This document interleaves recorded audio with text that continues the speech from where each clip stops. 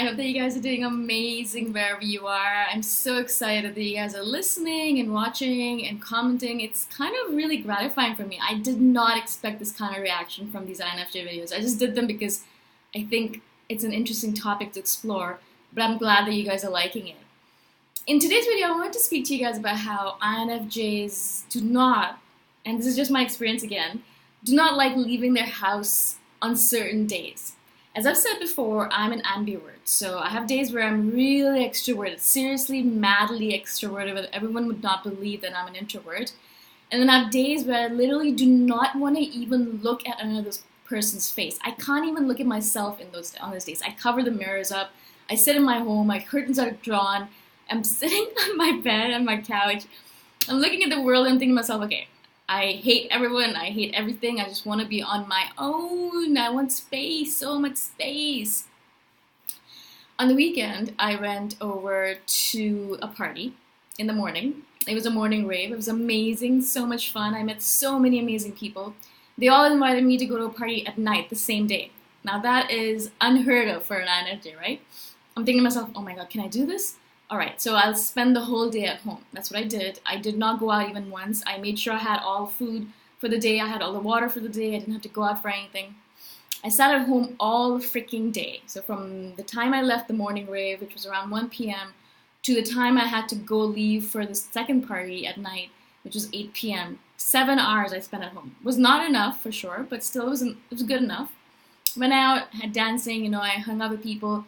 We kind of bar hopped a little bit, for we went from one party to another party to another party to another party. 4 different parties in one night. It was a lot of moving around, a lot of people, a lot of noise, a lot of stuff happening, right? Totally fine. I was expecting this because the people I was hanging out with are party people and I knew that, getting into it, right? So I did that. After that, it's Monday now, and I'm speaking about this party was on Saturday. Sunday and Monday, seriously, I spent all day long sitting at home, hiding from the world, hiding from people. It was so hard for me to even go outside to get food. Now, I don't have a kitchen in my apartment here. That's very typical with Chiang Mai apartments. They're tiny, there are no kitchens. And so I have to get all my food from the outside. I have water at home, but that's it. I don't keep anything at home because the fridges here are not that great and food goes bad really quickly in this heat. And I like having fresh food. So I eat all of my meals outside. I basically grab them from the markets around here. There's lots of farmers markets. You can just grab ready-made food from all these grandmothers who are cooking delicious local cuisine, and I just grab it and I come back home and I eat. Watching Star Trek: The Next Generation. I love Jean-Luc Picard. So I do that, right? But yesterday, I was just thinking to myself, I want to be on my own. I'm so scared to go outside because I was recovering. I was recovering from all of that extrovertedness. I did not want to go outside. I was afraid to go outside. I was afraid to interact with people. I was basically hiding. So what I do normally on those occasions is I hide physically. So obviously I'll stay at home, but when I do need to go outside, because I do need to go outside for food, I need to eat. I can go without food very easily, but I need to eat. I know that it gives me a headache. It's not good for me. It's not good for me to skip meals. So I go outside to get food, right? How did I prepare for that? First of all, I spent all morning on my own, sitting on my own, curtains drawn, sitting by myself, not doing anything, staring off into space. Okay? I recovered that way. I drank a lot of water, so much water, oh my god. And I also did this one other thing where I hid myself physically. So what I did is that I had like a baseball cap on. I wore this long sleeve, loosey-goosey kind of dress where everything, all my body parts were covered and invisible. I felt like when I was walking, I was just like looking down the whole time. I was not looking at people. I wasn't making eye contact. I went in and out. I went out, got the food that I needed, the nourishment that I needed, and I came back out again. And came back into the cave again as soon as possible. So physically, I hid myself wearing like loose clothes, a baseball cap, eyes down, go in and out kind of thing, right? That's what I did. That's how I got out of it, right? But a lot of days I have days where I just do not want to go out. I think that's the reason I like Chiang Mai is because when I was back in Toronto, I had a kitchen at home and I would do my grocery shopping once a week. And when I worked from home, it was quite likely that I would go weeks without seeing someone. At least a week or two without seeing anyone. Unless someone really forced me to go out, I would spend all my time at home. There was no need for me to go outside. Why would I go outside? I have my food in my fridge. I could do my cooking. I love to cook on my own. I had my Netflix, I could watch whatever I wanted to. I had my work that I had to do. I could do that on my own. I didn't need anyone. I didn't need to go outside. Why would I go outside? What's the point of it, right? So in those moments in Toronto, I spent a lot of time on my own, and I think that was unhealthy. And it's not good for an INFJ to spend too much time on their own either. We need some time on our own to recover, to recuperate, to recharge, to rejuvenate. But when we spend way too much time on our own, it's actually not good for us. Not good for our psyche, not good for our social skills. We get very awkward. We don't know how to talk to people anymore. And also not good for our mental psyche. Human beings are social creatures. No matter how introverted they are, they still need interaction with other human beings. It's the normality of life, right? And so it's not good. It wasn't good for me there. Now I have to force myself at least to go out twice a day for breakfast and for lunch/dinner, and so grab food and come back. For a few moments, I have to be outside, inevitably. No matter what I do about it, I have to go outside a couple of times a day to grab food.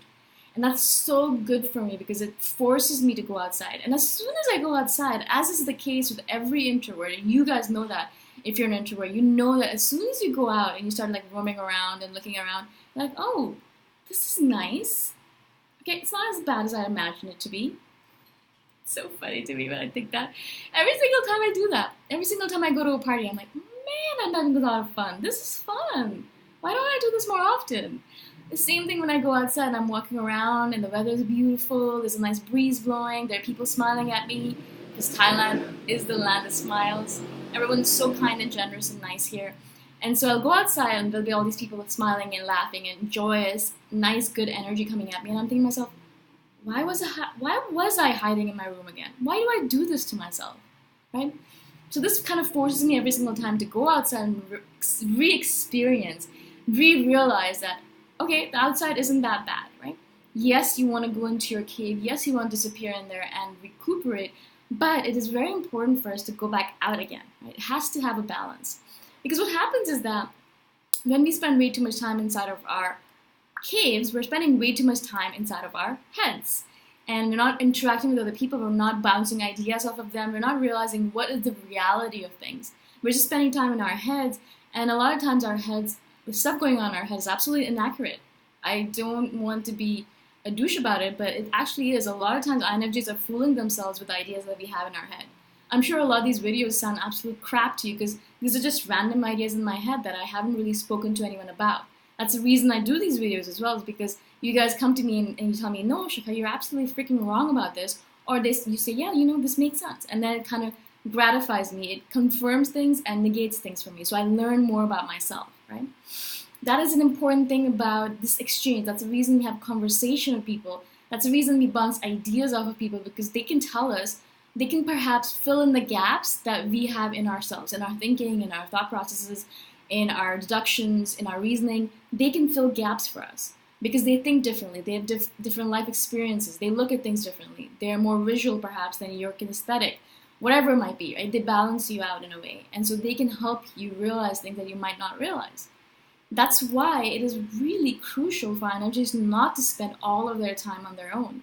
In fact, it's actually absolutely imperative, if you're an INFJ, that you go out at least once a week and meet up with friends, family, whoever it might be that you're comfortable with, so you can have that interaction, so you can confirm or negate the things that are going on in your head. A lot of times what will happen with me is I'll have a conversation with someone, and then I'll go back home and I'll just kind of replay it over and over again in my head, and I think to myself, they hate me, or they love me, or whatever it might be. I'll make some kind of assumption. I always try now, because in the past I would just kind of door slam it and completely get rid of that person. Now I try to go back to that person and have a conversation. Okay, is this what you actually meant? Because if you did, then I don't like it. And if you didn't, then what did you actually mean? Just having that one little snippet of conversation can reduce a lifetime of misunderstanding, a lifetime of losing that friendship that perhaps you don't need to lose. Perhaps they were not saying what you thought you meant, or they meant, sorry. That is why it's important for us to go out. Of course, as it is as INFJs are, we don't like going outside. We don't like interacting with people. And we'll have days where, I have days still, where I will want to stay at home forever and ever and ever. I don't want to interact with anyone. I don't want to look at anyone. I don't want to talk to anyone. Why do I have to do this? Why can't I just live in my cave? thankfully, as I said, I have to go out. I have to go out at least once or twice a day, if not more, in order to grab food, which really helps me because I interact with people and all of a sudden I realize, okay, human beings are not that bad. It's not that bad. I can actually interact with people and they don't have to pull energy from me. They don't have to take from me. I can actually get from them, which is a really great revelation to have as an INFJ, as an introverted person. Does this make sense to you guys? I hope it does. I wanted to kind of share this with you because it happens to me so many times that I forget that it's important for INFJs to go out. It's important for us to be social. It's important for us to balance out our introverted nature with an extroverted outing. To go out with whoever you feel comfortable with, whatever it might be. It might be a group setting, it might just be one-on-one, whatever it is. Try to do that at least once a week. It's important for your psyche. It's important for our development. It's important for us not to be socially awkward, right? Make sense? Let me know what you guys think about it. Let me know what you guys think about all my videos. I love your comments. I hope you guys have an amazing day wherever you are. And I'll talk to you guys the next time around. Bye for now.